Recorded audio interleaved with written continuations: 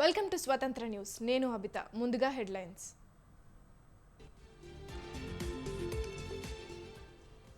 టీడీపీకి 94, జనసేనకు 24. రాష్ట్ర భవిష్యత్ కోసమే పొత్తులన్న చంద్రబాబు.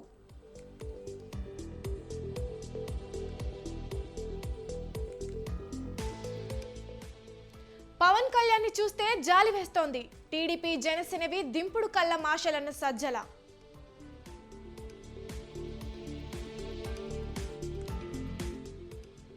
ధరణి సమస్యలపై సీఎం రేవంత్ రెడ్డి సమీక్ష.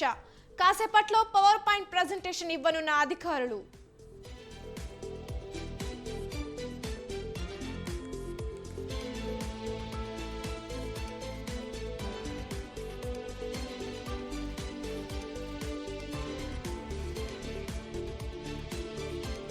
బీఆర్ఎస్ తో బీజేపీ పొత్తు ఎప్పటికీ ఉండదు. పార్లమెంటు ఎన్నికల్లో సింగిల్ గానే పోటీ చేస్తామన్న లక్ష్మణ్.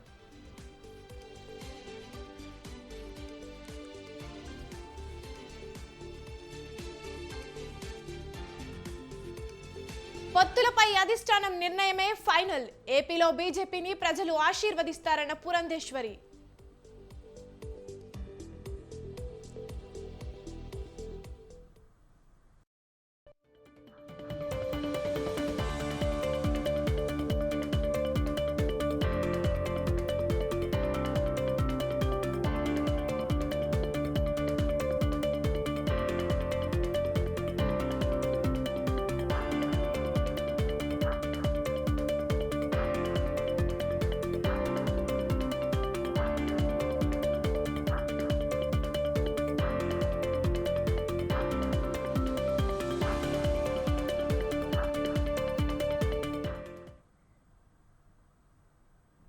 రాష్ట్ర భవిష్యత్ కోసం జనసేనతో పొత్తు పెట్టుకున్నామని టీడీపీ అధినేత చంద్రబాబు అన్నారు. రాష్ట్రాన్ని కాపాడుకోవడం కోసం, భావితరాల భవిష్యత్ కోసమే ఈ నిర్ణయం అని చెప్పారు. తాము పొత్తు కుదిరిన రోజే వైకాపా కాడి వదిలేసిందన్నారు. బీజేపీ కలిసొస్తే తగిన సమయంలో నిర్ణయం తీసుకుంటామని చెప్పారు. టీడీపీ జనసేన ఉమ్మడి జాబితా ప్రకటన సందర్భంగా చంద్రబాబు అన్నారు. ఈ సందర్భంగా అసెంబ్లీకి టీడీపీ తరపున పోటీ చేసే 94 మంది అభ్యర్థుల జాబితాను ప్రకటించారు.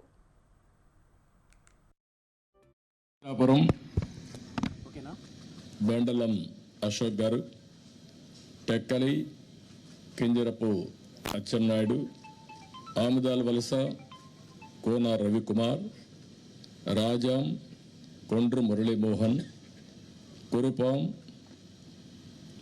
Toyaka Jagadeeswari, Parvathipuram Vijaya Bonela, Salur Gummadi Sandhyarani, Bobbili RSV KK Rangarao, Gajapathi Nagaram Kondapalli Srinivas, Vizianagaram Posapati Aditi Vijayalakshmi Gajapathiraju, Visakhapatnam east Velagapudi Ramakrishnababu, Visakhapatnam west PGVR Naidu alias Gannababu, Araku valley Siriveri Donnudora, Payakaraopeta Vangalapudi Anitha, Narsipatnam Chintakayala Ayyannapatrudu, Tuni Yanamala Divya, Peddapuram Nimmakayala Chinarajappa, Ichchapuram బెండలం Ashok garu, Tekkali Kinjarapu. రాష్ట్ర భవిష్యత్ కోసమే జనసేనతో ఈ కలయిక. 5 కోట్ల ప్రజల కోసం 2 పార్టీలు కలిసి పనిచేయాలని నిర్ణయానికి వచ్చామన్నారు చంద్రబాబు. రాష్ట్ర చరిత్రలో ఇదో మర్చిపోలేని రోజని చెప్పారు. రాష్ట్ర విభజన తర్వాత కంటే వైసీపీ పాలనలో ఎక్కువ నష్టం జరిగిందన్న చంద్రబాబు బ్రాండ్ ఆఫ్ ఆంధ్రప్రదేశ్ను పూర్తిగా నాశనం చేశారని మండిపడ్డారు. జగన్ పాలనలో సామాన్యులు, నేతలు సైతం ఇబ్బందులు ఎదుర్కొన్నారని చెప్పారు. పవన్ కళ్యాణ్ను వైజాగ్లో ర్యాలీ చేస్తే అడ్డుకున్నారని, పొత్తు కుదిరిన రోజే విజయం ఖరారైందని చెప్పారు. పవన్ కళ్యాణ్ గారు చెప్పిన తెలుగుదేశం పార్టీ, జనసేన పార్టీ 2 కలిపి ఎన్నికలకు పోవడానికి సిద్ధమవుతున్నాం. ఈ వార్త రాష్ట్రంలో ఉండే ప్రజలందరికీ కూడా ఒక శుభవార్త కావాలని చెప్పి మేము కోరుకుంటున్నాం. పవన్ కళ్యాణ్ గారు చెప్పినట్టు ఈరోజు ఈ యొక్క కలయిక అనేది రాష్ట్ర భవిష్యత్తు కోసం, ఈ రాష్ట్రాన్ని కాపాడుకోవడం కోసం, భావితరాల భవిష్యత్తు కోసం ఈ కలయిక కలుస్తున్నాం. అదే మాదిరిగా ఈ కలయికలో భాగంగా ఇద్దరం కలిసి చాలాసార్లు మాట్లాడుకున్నాం. పార్టీ నాయకులు కూడా మాట్లాడుకున్నాం. అన్నీ మాట్లాడిన తర్వాత 175 సీట్లలో 24 సీట్లు జనసేన పోటీ చేస్తుంది. 3 పార్లమెంటు జనసేన పోటీ చేస్తారు. మిగిలిన సీట్లలో తెలుగుదేశం పార్టీ ఇప్పటికి ఉంది. మళ్ళీ వారు చెప్పినట్టు బీజేపీ కలిసి వస్తే ఆ విషయాలు కూడా మాట్లాడుకొని మేము తగిన నిర్ణయాలు తగిన సమయంలో తీసుకుంటాం. తెలుగుదేశం పార్టీ జనసేన పార్టీ రెండు కలిపి ఎన్నికలకు పోవడానికి సిద్ధమవుతున్నాం. ఈ వార్త రాష్ట్రంలో ఉండే ప్రజలందరికీ కూడా ఒక శుభవార్త కావాలని చెప్పి మేము కోరుకుంటున్నాం. పవన్ కళ్యాణ్ గారు చెప్పినట్టు ఈరోజు ఈ యొక్క కలయిక అనేది రాష్ట్ర భవిష్యత్తు కోసం, ఈ రాష్ట్రాన్ని కాపాడుకోవడం కోసం, భావితరాల భవిష్యత్తు కోసం ఈ కలయిక కలుస్తున్నాం. అదే మాదిరిగా ఈ కలయికలో భాగంగా ఇద్దరం కలిసి చాలాసార్లు మాట్లాడుకున్నాం. పార్టీ నాయకులు కూడా మాట్లాడుకున్నాం. అన్నీ మాట్లాడిన తర్వాత 175 సీట్లలో 24 సీట్లు జనసేన పోటీ చేస్తుంది. 3 పార్లమెంటు జనసేన పోటీ చేస్తారు. మిగిలిన సీట్లలో తెలుగుదేశం పార్టీ ఇప్పటికి ఉంది. మళ్ళీ వారు చెప్పినట్టు బీజేపీ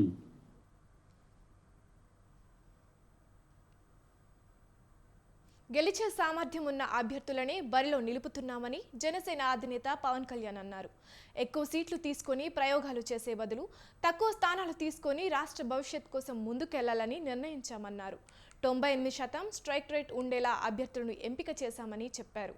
ఈ అరాచక పాలన నుంచి రాష్ట్ర ప్రజలకు ముక్తి కల్పించాలన్న ఉద్దేశంతో ఈ నిర్ణయం తీసుకున్నామన్నారు. 60-70 స్థానాలు కావాలని కొందరు అంటున్నారని, గత ఎన్నికల్లో 10 స్థానాలు గెలిచి ఉంటే ఎక్కువ స్థానాలు అడిగేందుకు అవకాశం ఉండేదని చెప్పారు.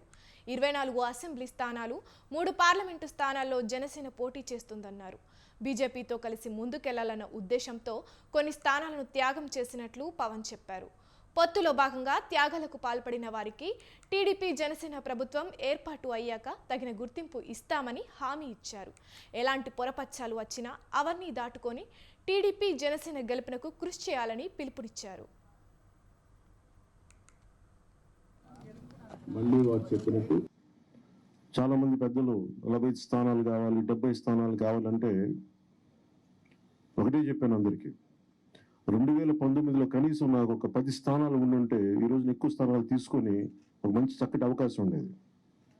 అది కోల్పోయాం కాబట్టి ఈసారి తక్కువ స్థానాలతోటి 98% స్ట్రైకింగ్ రేట్ ఉండాలి. దాంట్లో భాగంగానే 24 స్థానాలు, 3 పార్లమెంట్లు ఫిక్స్ అయిపోయాం. అలాగే 24 స్థానాలు కనిపిస్తున్నాయి, కానీ జనసేనకి మనం చూడాల్సింది 3 పార్లమెంట్లో ఇంకొక అదనంగా ఇంకొక 18 నుంచి 20 దాకా స్థానాలు అధికంగా యాడ్ అవుతాయి. సో దాదాపు ఒకలా చూస్తే జనసేన అందరూ అనుకున్నట్టుగా ఒక 40 స్థానాల్లో పోటీ చేస్తున్నట్టు లెక్క, 3 పార్లమెంట్తో కలుపుకొని. నేను కూడా ఈ అలయన్స్ బలంగా ఉండాలి, టీడీపీ జనసేన అలయన్స్ బలంగా ఉండాలి అంటే నేను కూడా ప్రత్యేకించి భారతీయ జనతా పార్టీని దృష్టిలో పెట్టుకొని కూడా నా సీట్లని కుదించుకోవడం జరిగింది.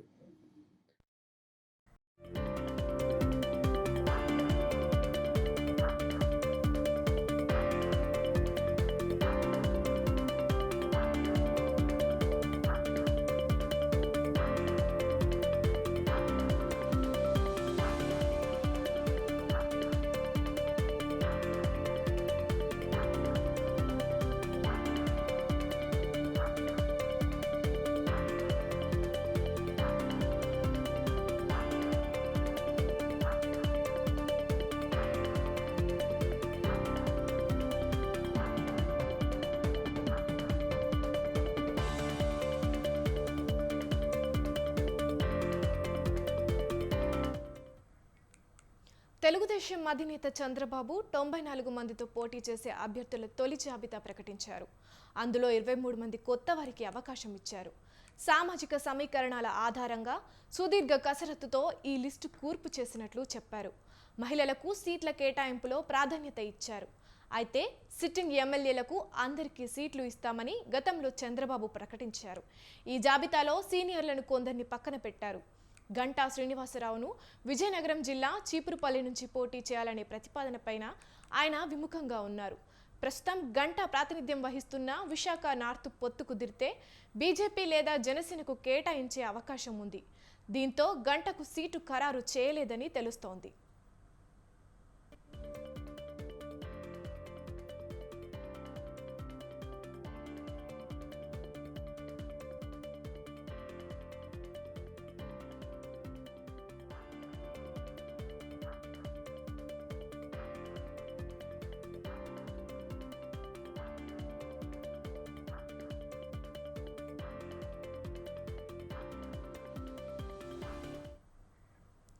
పార్టీ సీనియర్ నేత గోరంట్ల బుచ్చయ్య చౌదరి సీటు గురించి కొద్ది రోజులుగా వివాదం కొనసాగుతోంది.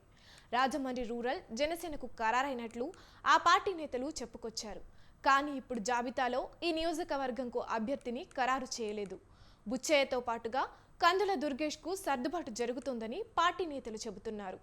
రాజమండ్రి సీటు నుంచి ఆదిరెడ్డి భవానీ స్థానంలో ఆదిరెడ్డి వాసుకు సీటు కేటాయించారు. దెందులూరు టీడీపీ నేత చింతమనేని ప్రభాకర్కు ఈ జాబితాలో స్థానం దక్కలేదు. ఆయన సీటు దక్కదని కొద్ది రోజులుగా ప్రచారం సాగుతోంది. మాజీ మంత్రి దేవినేని ఉమాకు ఈ జాబితాలో స్థానం ఇవ్వలేదు. మైలవరం నుంచి ఉమా సీటు ఆశిస్తున్నారు.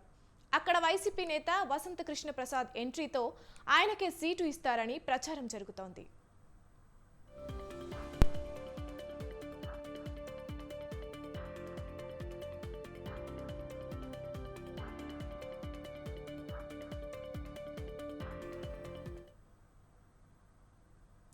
ఉమాను పెనుమలూరుకు మార్చే ప్రయత్నం జరుగుతోందని చెబుతున్నా అక్కడ బోడే ప్రసాద్ సీటు తనదేనని స్పష్టం చేస్తున్నారు. పల్నాడు ప్రాంతంలో టీడీపీ ముఖ్య నేతగా ఉన్న ఎరపతనేనికి జాబితాలో అవకాశం దక్కలేదు. అక్కడ వైసీపీ నేత జంగా కృష్ణమూర్తి ఈ నెల 26న టీడీపీలో చేరనున్నారు. జంగాకు గురజాల నర్సరావుపేటలో ఒక స్థానం కేటాయించాలనేది చంద్రబాబు ఆలోచనగా ఉంది. దీంతో ఇప్పుడు ఎరపతనేని స్థానం పెండింగ్లో ఉంచారు. నెల్లూరు సీనియర్ నేత సోమిరెడ్డి వైసీపీ నుంచి టీడీపీలో చేరిన ఆనం పేర్లు తొలి జాబితాలో లేవు. వేమిరెడ్డి టీడీపీలో చేరిన తర్వాత ఈ ఇద్దరి స్థానాలు ఖరారు అయ్యే ఛాన్స్ ఉంది. ఇక టీడీపీలో అధికారికంగా చేరకుండానే నూజివీడు నుంచి పార్థసారథి పేరు ఖరారైంది.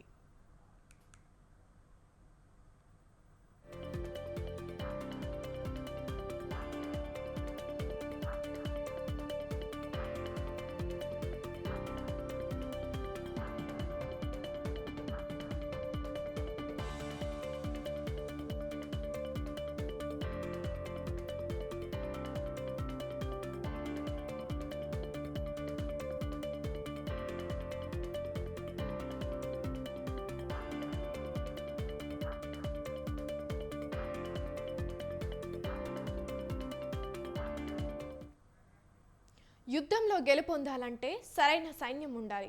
ఎన్నికల్లో విజయం సాధించాలంటే సమర్థులైన అభ్యర్థులను బరిలో దింపాలి. ఈ కోవలోనే ఆంధ్రప్రదేశ్ అసెంబ్లీ, లోక్సభ ఎన్నికల్లో గెలుపు మాదే అంటూ ధీమా వ్యక్తం చేస్తున్న టీడీపీ జనసేన కూటమి ఆ దిశగా తొలి అడుగు వేసిందా అంటే అవుననే సమాధానం వినిపిస్తోంది. ఉమ్మడిగా పోటీ చేస్తున్న ఈ రెండు పార్టీలు ఉమ్మడి అభ్యర్థుల జాబితాను విడుదల చేశాయి. మొత్తం 118 మందితో తొలి విడత క్యాండిడేట్ల లిస్టును ప్రకటించాయి రెండు పార్టీలు.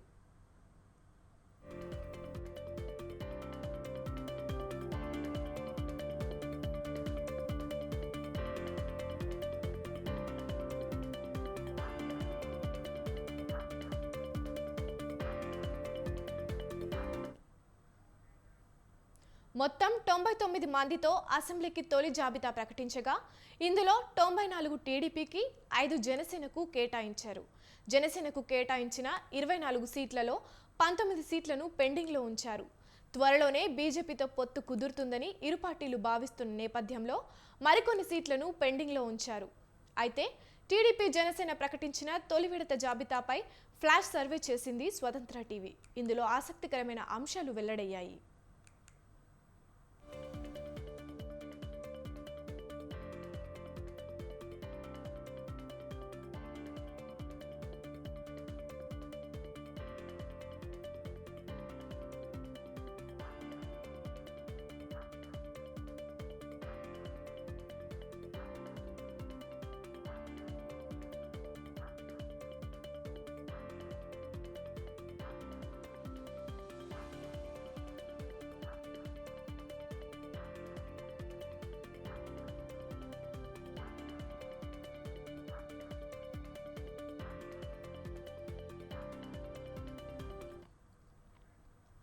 అధికార వైసీపీని ఢీకొట్టే విషయంలో టీడీపీ జనసేన కూటమి ఆచితూచి అభ్యర్థుల్ని ప్రకటించారన్న అంశం ఫ్లాష్ సర్వేలో వెల్లడైంది. వైసీపీ నేతలను సమర్థంగా ఎదుర్కొంటూనే ప్రజల్లో తమ ప్రభావం చూపే నేతలు, విజయం సాధించే నేతలను ఏరికోరి మరీ టీడీపీ జనసేన పార్టీలు బరిలో దింపాయన్న అభిప్రాయం సర్వత్రా వ్యక్తమవుతోంది.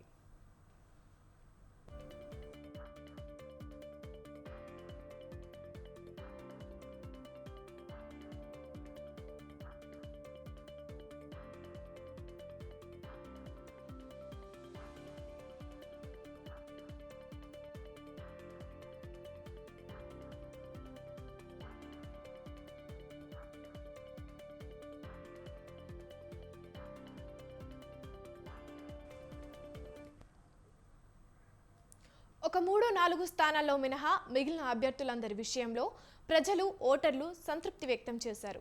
ఇప్పుడు ప్రకటించిన జాబితాలో 95% మంది తప్పక గెలుస్తారని విశ్వాసం వ్యక్తం చేస్తున్నారు. తర్వాతి జాబితాలోనూ ఇదే మాదిరిగా ప్రకటిస్తే గతంలో వైసీపీ సాధించిన సీట్ల కంటే ఎక్కువ సాధిస్తారని చెప్పుకొస్తున్నారు.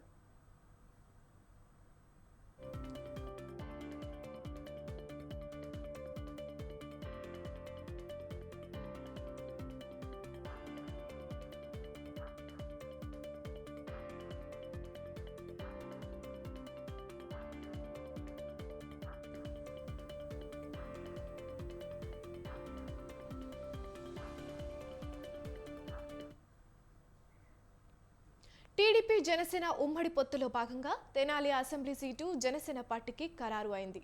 దీంతో పార్టీ శ్రేణులు సంబరాలు జరుపుకున్నారు. తెనాలి నుంచి జనసేన పీఏసీ చైర్మన్ నాదెండ్ల మనోహర్ పోటీ చేస్తారని అధిష్టానం ప్రకటించింది. దీంతో తెనాలి జనసేన కార్యాలయంలో పార్టీ శ్రేణులు మిఠాయిలు పంచుకుంటూ సంబరాలు చేసుకున్నారు.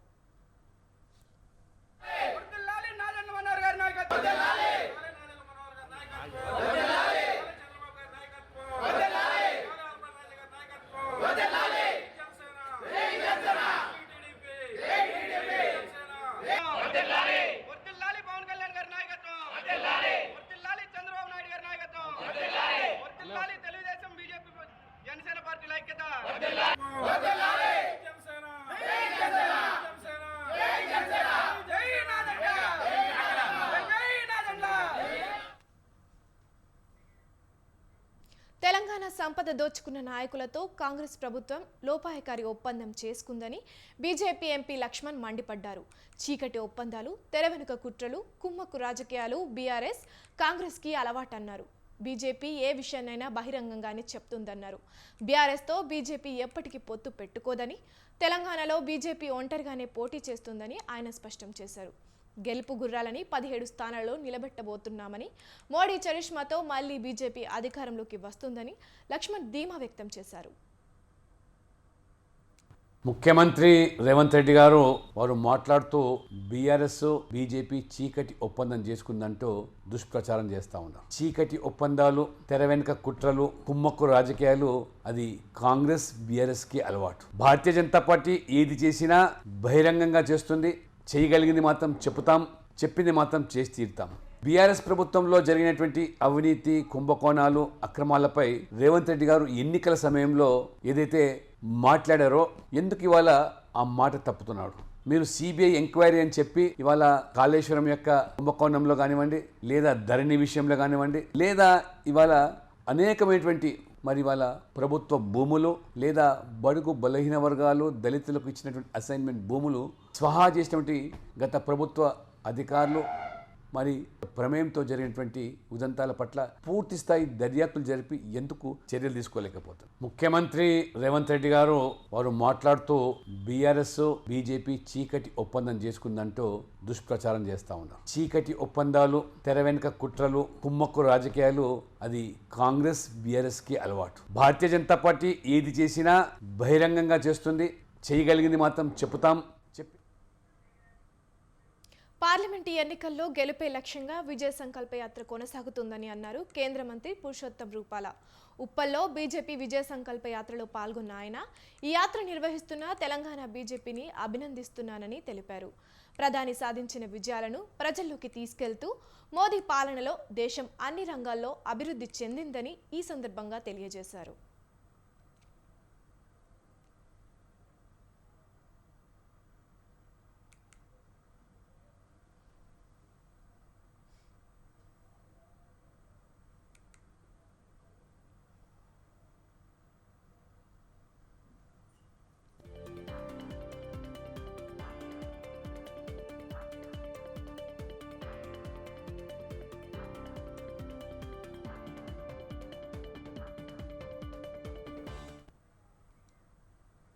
హైదరాబాద్ గాంధీ భవన్ ముందు టీఎస్పీఎస్సీ అభ్యర్థులు ఆందోళన చేపట్టారు. టీఎస్పీఎస్సీ ద్వారా నిర్వహించిన ఏఈఈ పోస్టులను వెంటనే చేపట్టాలని డిమాండ్ చేశారు. 2023 జనవరిలో పరీక్ష నిర్వహించినప్పటికీ ఇప్పటి వరకు డాక్యుమెంట్ వెరిఫికేషన్ చేపట్టలేదని అభ్యర్థులు ఆవేదన వ్యక్తం చేస్తున్నారు. సీఎం రేవంత్ రెడ్డి వెంటనే స్పందించి తమకు న్యాయం చేయాలని కోరుతున్నారు. మేము ఎందుకు ఇంత హక్కుతో అడుగుతున్నామంటే ఎలక్షన్ టైంలో గత ప్రభుత్వంలో మాకేం న్యాయం జరగలేదు కాబట్టి మేము అన్నింటిలో నష్టపోయినాం సార్.